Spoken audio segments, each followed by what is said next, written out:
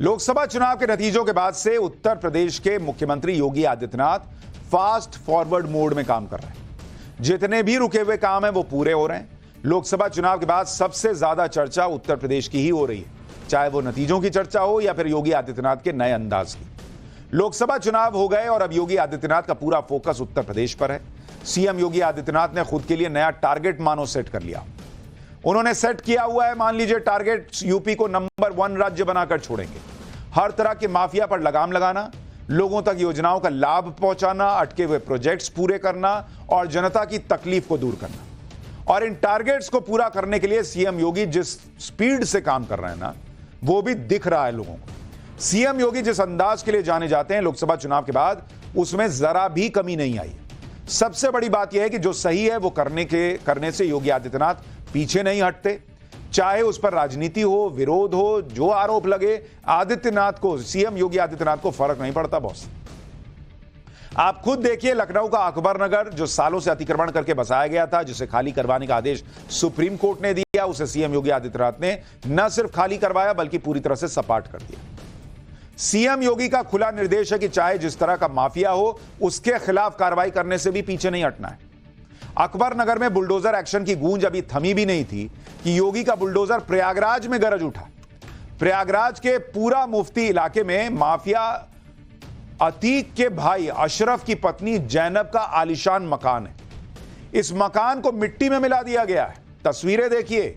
जो लोग सोच रहे हैं कि लखनऊ में सिर्फ बुलडोजर चला, माफिया अतीक के रिश्तेदारों पर भी, उनके घरों पर भी बुलडोजर चल गया है। माफिया अतीक और अशरफ तो पहले ही ऊपर जा चुके हैं, अब अतीक की क्राइम फैमिली के मेंबर्स के खिलाफ एक्शन हो रहा है। जैनब फातिमा उमेश पाल मर्डर केस में आरोपी है और फिलहाल फरार है। उसके ऊपर 25,000 रुपए का इनाम भी घोषित है। फरार होने से पहले जैनब फातिमा इसी मकान में रहा करती थी। अशरफ की पत्नी जैनब के इस मकान को आज प्रयागराज विकास प्राधिकरण की टीम ने बुलडोजर से गिरा दिया। इस मकान के अलावा भी प्रयागराज में माफिया अतीक के परिवार की कई संपत्तियां हैं जो अवैध तरीके से बनाई गई थी, उन पर भी बुलडोजर चल सकता है, बताया जा रहा है। यानी योगी का बुलडोजर न्याय करने के लिए आगे बढ़ रहा है, चाहे सुप्रीम कोर्ट के आदेश पर करे या माफिया राज को खत्म करने के लिए। प्रयागराज में माफिया अतीक और उसका परिवार किस दबंगई के साथ रहता था, उसकी मिसाल है ये घर जिसे अब गिरा दिया गया। जैनब फातिमा के इस आलीशान मकान की कहानी भी आपको बताता हूं। दरअसल जैनब फातिमा का मकान यूपी सुन्नी सेंट्रल वक्फ बोर्ड की जमीन पर बना हुआ था। जैनब ने मकान को अपने चचेरे भाई फैजी के नाम पर बनवाया। जैनब का चचेरा भाई फैजी भारत में रहता ही नहीं है, वो सऊदी अरब में रहता है। 1200 स्क्वायर फीट में बने मकान की कीमत 5 करोड़ रुपए। सुन्नी सेंट्रल वक्फ बोर्ड ने जैनब के खिलाफ एफआईआर भी दर्ज कराई थी। यूपी सुन्नी सेंट्रल वक्फ बोर्ड की 50 करोड़ की जमीन हथियाने का आरोप लगाया था। तो जो लोग अतीक और अशरफ का धर्म देखकर उसके साथ खड़े हो गए कि नहीं नहीं ये क्रिमिनल कहां, ये तो अपना मुसलमान भाई है, वो देखिए उसने क्या किया, वक्फ की जमीन हड़प के वहां घर बना लिया 5 करोड़ का। इनको नहीं समझ में आया कि वक्फ की जमीन नहीं हड़पनी चाहिए। अतीक और उसका पूरा परिवार इसी तरह से प्रयागराज में जमीनों पर कब्जा करता था और इसके बारे में वहां के बच्चे को पता था, लेकिन कभी कोई एक्शन ही नहीं हुआ। कौन करेगा? योगी सरकार में जब यूपी सुन्नी सेंट्रल वक्फ बोर्ड ने शिकायत दर्ज कराई, तब उस पर सुनवाई भी हुई और एक्शन भी हो रहा है।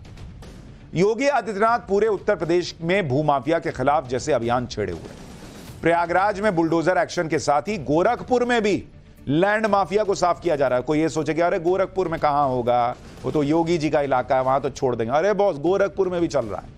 गोरखपुर में 2500 स्क्वायर फीट जमीन को भूमाफिया के कब्जे से छुड़ाया गया। इस जमीन पर जो निर्माण किया गया था उसे गिरा दिया गया। जमीन की कीमत करीब 30 करोड़ रुपए। गोरखपुर में इसी तरह से जितनी जमीन पर अवैध कब्जा किया गया है उन सबको खाली कराया जाएगा। उत्तर प्रदेश के पर्यटन और संस्कृति मंत्री जयवीर सिंह ने कहा है कि जहां भी माफिया सक्रिय होगा उसके खिलाफ कार्रवाई होगी और इस कार्रवाई में किसी तरह का भेदभाव नहीं होगा। एक बार जयवीर सिंह को सुनिए, फिर बताऊंगा कि यूपी में अतिक्रमण हटाओ अभियान का अगला टारगेट क्या है। देखिए, माननीय उच्चतम न्यायालय के जो भी आदेश निर्देश हैं उसका अक्षर से हम पालन करेंगे। जो भी अवैध कब्जेदारक हैं, माफिया हैं, जमीन माफिया, भू माफिया हैं, चाहे कितना ही बड़ा हो, सरकार बख्शने वाली नहीं है। कोई भी उसमें पक्षपात भी नहीं होगा, गरीब अमीर का भेदभाव नहीं होगा, कौन पॉलिटिकली कहाँ जुड़ा है इसका भी कोई भेदभाव नहीं होगा। कौन किस धर्म मजहब का, इसका भी भेदभाव नहीं होगा। यूपी में अवैध अतिक्रमण पर एक बड़ी समस्या है और इसमें कई माफिया शामिल हैं। अब इनके खिलाफ सीएम योगी ने अभियान छेड़ दिया। लखनऊ का अकबर नगर सबसे बड़ा उदाहरण है और अब अगला नंबर रहीम नगर का है। रहीम नगर भी कुकरैल नदी के किनारे अतिक्रमण करके बना।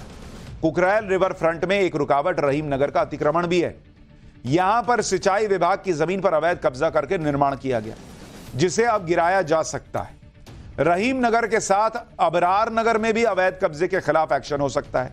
सिंचाई विभाग की टीम सर्वे कर चुकी है बॉस, और जल्दी ही लखनऊ विकास प्राधिकरण को रिपोर्ट सौंपी जाएगी। इन दोनों ही इलाकों में जमकर सरकारी जमीन का अतिक्रमण हुआ। सर्वे रिपोर्ट के बाद दोनों इलाकों में बुलडोजर गरज सकता है। रहीम नगर से यह रिपोर्ट देखिए, फिर सीएम योगी पर लग रहे एक तरफा बुलडोजर एक्शन की सच्चाई भी बताऊंगा। योगी सरकार का अवैध अतिक्रमण के खिलाफ अभियान थमेगा नहीं, बल्कि लगातार चलता रहेगा। कुकरैल रिवर फ्रंट परियोजना के दायरे में कुछ और कॉलोनी भी आ रही हैं जो कि अवैध रूप से बसाई गई थी, उन सब पर बुलडोजर चलेगा। इस वक्त मैं रहीम नगर इलाके में मौजूद हूं। कुकरैल नदी के आसपास ये पूरे इलाके को बसा लिया गया था। जरा अगर इधर से देखें तो ये देखिए नदी जो नाले की शक्ल में कई सालों से यहां पर है, कितनी गंदगी इसमें भरी पड़ी है। अगर राज्य सरकार चाहती है कि ये अपने पुराने स्वरूप में बहाल हो जाए तो क्या गलत है, और अगर अवैध अतिक्रमण से निजात दिलाने के लिए राज्य सरकार अभियान चला रही है तो उसकी तारीफ की जानी चाहिए। तो ये इस पूरे इलाके का सर्वे एक बार हो चुका है, दोबारा एलडी के अफसर यहाँ पर पहुंचे हुए हैं, वो सर्वे कर रहे हैं। नगर विकास विभाग की टीम भी मौजूद है। और देखिए ये जो जितने सहारे झुग्गी झोपड़ियां और बड़ी बड़ी इमारतें। सीएम योगी अगर लैंड माफिया के खिलाफ एक्शन ले रहे हैं तो लैंड माफिया के शिकार लोगों को राहत भी दे रहे हैं। अतिक्रमण करके बसाए गए अकबर नगर में जिन लोगों के मकान तोड़े गए उन सभी को सीएम योगी ने घर दिया। इसी तरह से रहीम नगर और अबरार नगर में भी जिन लोगों के मकान तोड़े जाएंगे उन सभी के लिए घर की व्यवस्था की जा रही। अब जिनको एजेंडा चलाना है वो ये तस्वीर तो दिखाएंगे नहीं। ये तस्वीर जो आप देख रहे हैं ये लखनऊ के बसंत कुंज इलाके में बने पीएम आवास योजना के घरों की है। यहां पर ढेर सारे 4 मंजिला टावर बनाए गए हैं जिनमें अकबर नगर के करीब 1800 लोगों को घर आवंटित किए गए। अकबर नगर में जिन लोगों के घर तोड़े गए उनको यहां शिफ्ट किया जा रहा है और यहीं पर रहीम नगर के लोगों के भी रहने का इंतजाम किया जा रहा है। एक बार वहां से भी रिपोर्ट देखिए, फिर यूपी में क्राइम कंट्रोल के लिए क्या हो रहा है वो भी दिखाता हूं। अकबर नगर में जहां पर अवैध अतिक्रमण के खिलाफ एक बड़ा ड्राइव चला तो वहां के जो रिहायशी थे उन्हें पुनर्वासित किया गया, और उन्हें पुनर्वासित ऐसी जगह किया गया जहां पर सभी लोगों के लिए रहने की पर्याप्त व्यवस्था है। लगभग एलडीए का आंकड़ा मैं आपको बता रहा हूं, 1800 आवास जो अकबर नगर में रहने वाले लोग हैं उनके लिए बसंत कुंज योजना में आवंटित किए गए हैं। देखिए ये बसंत कुंज योजना है, यहाँ पर सभी लोगों को नगर निगम ने शिफ्ट करा दिया है और देखिए ये सबको आवास आवंटित किए गए हैं। अपराध के खिलाफ सीएम योगी की जीरो टॉलरेंस की पॉलिसी है। लोकसभा चुनाव खत्म होने के साथ ही अपराधियों के खिलाफ यूपी पुलिस का ताबड़तोड़ एक्शन शुरू हो गया। पिछले 15 दिन में 9 बड़े अपराधियों पर शिकंजा कसा गया है। एनकाउंटर में प्रसाद सिंह प्रिंस और नीलेश राय जैसे बड़े अपराधी मारे गए। पुलिस के एनकाउंटर में 96 के करीब अपराधी घायल हुए हैं। यूपी में अलग अलग एनकाउंटर में 139 अपराधी गिरफ्तार किए गए। मेरठ, कानपुर, भदोही के बड़े माफिया के खिलाफ कार्रवाई की गई। पूरे प्रदेश में चिन्हित 68 माफिया गिरोहों के खिलाफ लगातार एक्शन हो रहा है। यह है सीएम योगी के काम करने का तरीका। सीएम योगी वो समस्याएं ठीक करने की कोशिश कर रहे हैं जिसे पहले की सरकारें छूने तक से डरती थी। माफिया, अपराधी, अवैध अतिक्रमण पर जो एक्शन चल रहा है वो तो चलता रहेगा। इसी के साथ सीएम योगी जनता को राहत पहुंचाने वाले काम भी कर रहे हैं। धोखाधड़ी के शिकार लोगों को सीएम योगी बड़ी राहत देने वाले हैं। यूपी में पर्ल्स एग्रो कंपनी लिमिटेड नाम की फाइनेंस कंपनी ने करीब 1,10,000 लोगों से 30,000 करोड़ रुपए की ठगी कर ली थी। कंपनी ने ऊंची ब्याज दर का लालच देकर लोगों से पैसा निवेश करवाया और उसके बाद कंपनी भाग गई। अब योगी सरकार इन 1,10,000 लोगों को उनके पैसे वापस करने वाली है। पीड़ित लोगों की जानकारी सेबी को भेजी गई है और कंपनी की जमीन बेचकर पैसा दिलाने की सिफारिश की गई है।